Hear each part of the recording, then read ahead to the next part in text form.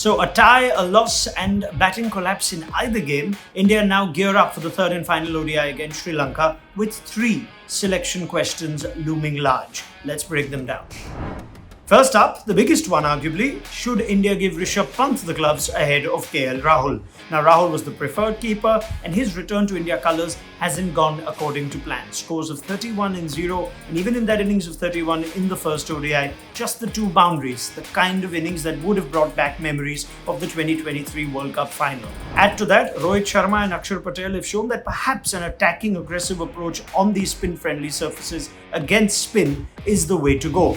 If we break down the numbers, Pant has the better ODI strike rate of 106, Rahul has the more formidable average, but if you look at their approach against spin, Pant again tends to take them down.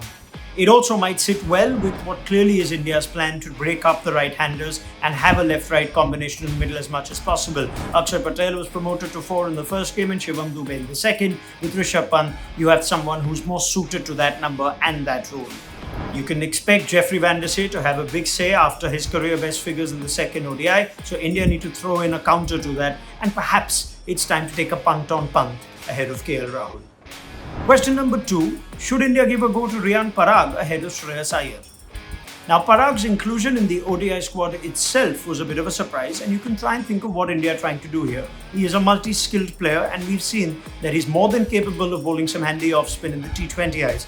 These surfaces are assisting spin big time. If Rohit Sharma and Shubman Gill are bowling, then certainly Riyan Parag becomes a much more tempting option. He could even have a say in the middle order, which has troubled India, that lower order for Sri Lanka, to get them to fighting totals. It's harsh to judge Shreyas Iyer with just 2 innings. That 23 in the first ODI was actually quite a nice counter-attacking innings, even though it didn't last long, and he did have a failure in the second. Given Parag is a multi-skilled player, and he is, as far as batting numbers or positions or roles go, competing with the Shreyas Iyer, it could be a good idea to give Parag a go in this game. He's got the credentials in List A cricket as well, not just 2020, a more than respectable average of nearly 42, and he strikes at over 100. We know what he can do with his off-spin. Maybe it's time to give Riyan Parag a game. And finally, question number 3, what about Harshit Rana? Like Parag, the fact that Harshit Rana was named into India's ODI squad gives us some inkling of the team management and the selectors, especially this new setup with Gautam Gambhir, rating him very highly. We haven't yet seen him in India colours, but perhaps it's time to give one of Siraj or Arshdeep a break. The big question is who?